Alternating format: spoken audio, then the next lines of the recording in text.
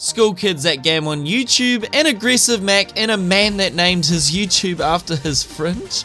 Do not miss this episode of Top 5 Underrated YouTubers, number 38. Remember guys, there is a submission form for top 5 underrated YouTubers in the description below of any video on my channel. Just fill all areas, then submit. You can submit for yourself or a friend that you feel should be featured in this series. Now I do get a lot of submissions, so please be patient as your channel could be featured on any episode. If you want to keep in check with my channel and be notified every time I upload an underrated YouTubers, be sure to hit that notification bell when subscribing. Number 5.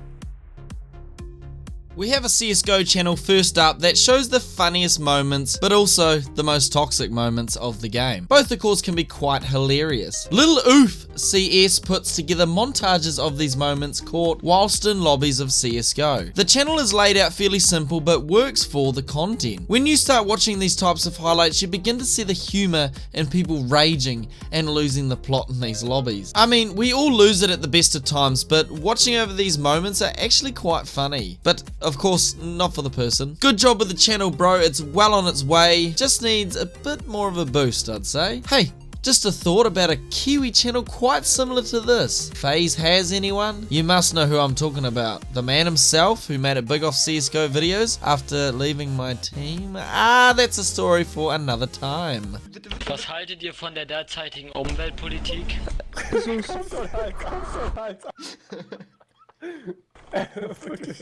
Block 18. Halt dem. Number 4.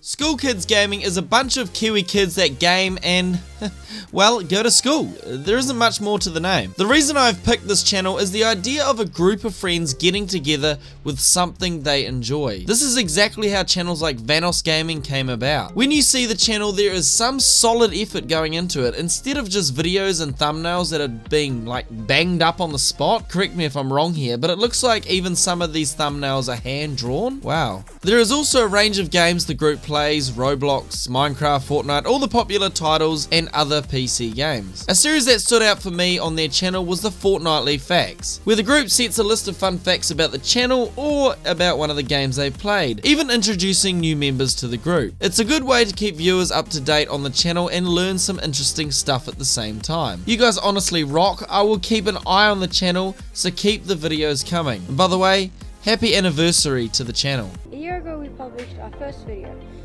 an unedited video, where Lightning Boy 2527 played Hillclimb Races. Now look at how much we've improved. Number 3. Aggro Mech is a Fortnite channel that actually started off with NBA. Mac describes his channel as a good mix of gameplay and content creating. Mac uploads roughly once a week with all the good stuff in Fortnite, like complaining about how mechs should be removed and rigging a 1v1. No. There is even a spelling bee done in Fortnite. Now that is a first. Mac gets sustainable views for his content, but a mention in my series might give him a few more. Mac is also a part of the team Aggro, if nobody knew that was a team. He even has a great video on how he ended up joining. The days of teaming. Mac recently hit 1k subscribers, so big ups to him. Must be all those noobs he bullied off Fortnite. Mac's channel is certainly one worth checking, not just for Fortnite, but the comedic side of his videos as well. Hey, Mac, just remember, if you play too much Fortnite for too long, it can really create aggro. Trust me, I know. I don't know how you do it. For me, it would get to the point where I'd have to keep aggro in my name for whenever I decided to join the next team. Aggro J-Mac! Can I get your autograph? Can I get your autograph, please? Of course. Where are you? Of course. Can I please get your autograph? I'm a big fan. Okay. There you go.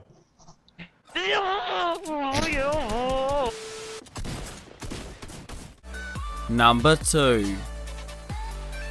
A young inspiring vlogger that has been working on his channel for the last 3 years. Watch his daily, or in this case weekly, life unfold as a kid. If only we could go back again. Well, we can't, so watching someone else be a kid I guess helps. Unless you are a kid, of course.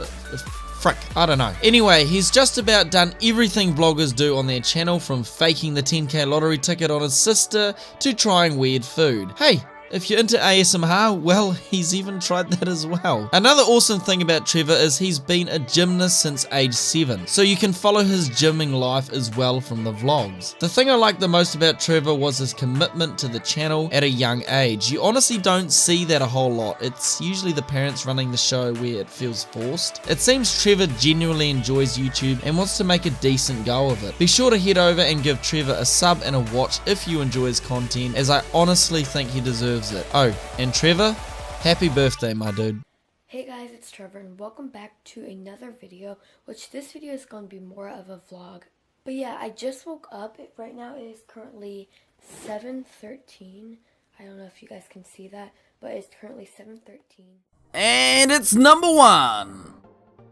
Fringe, I've been meaning to get you on an episode and look, you made number 1! Okay, I'm sounding like I know the guy. I really don't, it's just I've been skipping over this dude in the responses so many times, meaning to put him in the series, but haven't really done it. I promise, there's no reasoning behind it. It just happened like that. The Fringe, as he's called, enjoys a good horror just like myself, playing short indies to big hits like Resident Evil. He banks only 280 subs with a heap of content. His channel really shows out with a sick thumbnails and sweet banner. You wouldn't think he has less than 300 subs. When it comes to the videos themselves, for some reason Fringe comes across extremely calm, which actually works really well when he's playing those horror games. He's not a super hyper YouTuber like some people I know.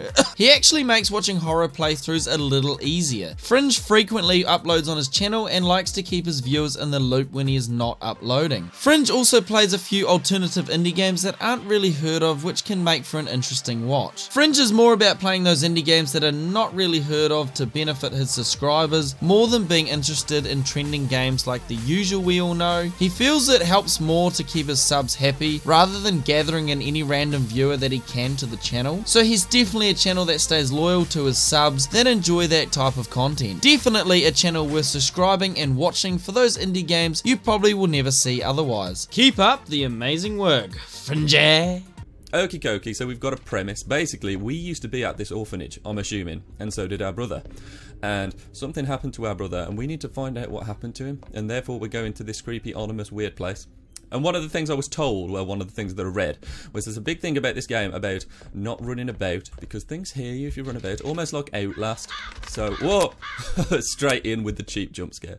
I'm all about that. It's very dark right now, but it won't be dark for long, because I saw in the trailer that we get a lighter.